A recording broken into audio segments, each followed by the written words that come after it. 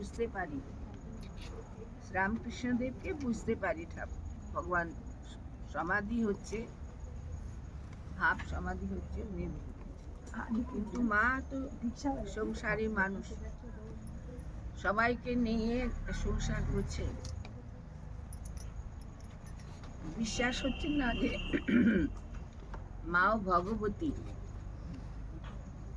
বারবার মহারাজকে জিজ্ঞেস করাতে মহারাজ একটু হয়ে গেলেন।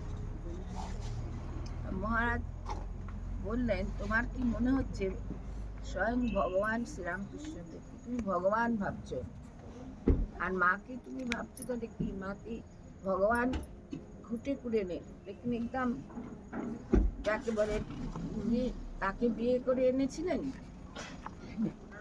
সব সময় ভগবান যখন আসেন তিনি তার শক্তিকে নিয়ে আসেন, কারণ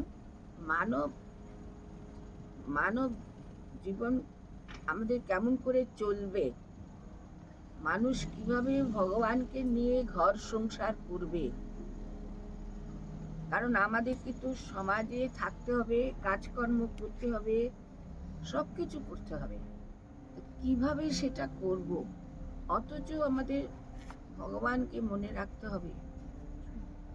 আপনারা সবাই মিলে যে দীক্ষা নেবার জন্য, কেউ দীক্ষা নিয়েছেন, কেউ দীক্ষা নেবেন, এই যে ইচ্ছা, ভগবানের নাম জপ তো ভগবানের নামই হয়। ভগবানের নাম হচ্ছে জপ, আমরা যে নামটাই তো জপ করি, ভগবান তো এইটারই হয়।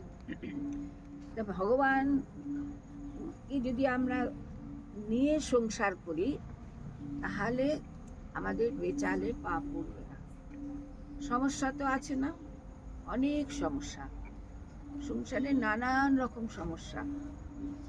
তো সেইগুলোকে কিভাবে আমাদেরকে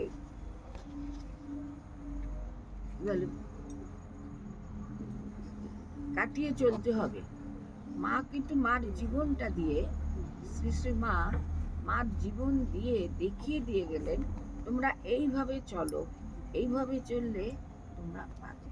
তার মানে হচ্ছে ভগবানকে এখানে রাখা মানে আমাদের দেহ মনকে শুদ্ধ রাখতে হবে, পবিত্র রাখতে হবে। শুদ্ধ পবিত্র না হলে তো আমরা চিন্তা করতে পারবো না, কারণ মনেই আজ ভগবানের নাম নেবার ইচ্ছা হবে না। আর যাদের নেওয়ার ইচ্ছা হয়েছে, যারা পেয়েছেন, সদ্গুরুর আশ্রয় পেয়েছেন, তাদের সত্যিকারেরই ভগবানেরই আশীর্বাদ, কৃপা। বাইরে কত মানুষ আছে, সবার তো কোনো ইচ্ছা হচ্ছে না,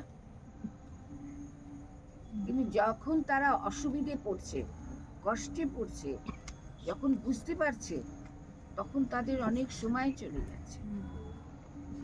তবুও যদি আমরা তার নাম করতে পারি, ভগবানের নাম করতে পারি, তাহলে কিন্তু আমরা নিজেরা শুদ্ধ পবিত্র তো হবই।